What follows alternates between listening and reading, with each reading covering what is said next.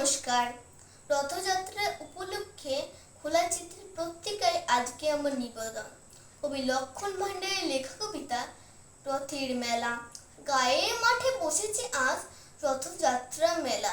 Magic show, পুতুল নাচ ও সার্কাসের খেলা। ছোট বড় দোকান কত বসেছে সারি সারি।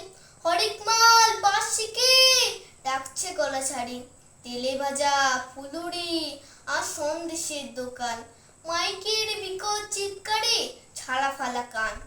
৫ আনায় কেনা পুতুল, ৩ আনায় বাসি। চাচ্চাই তো বেশি দামি শিশুর মুখের হাসি। হাসির চেয়েও কান্না দামি আজকে রথের মেলায়। মেলায় গিয়ে খেলনা কেনার পয়সা যাদের নাই, দাওয়ায় বসে কাটছে খুকি আজকে সারা বেলায়।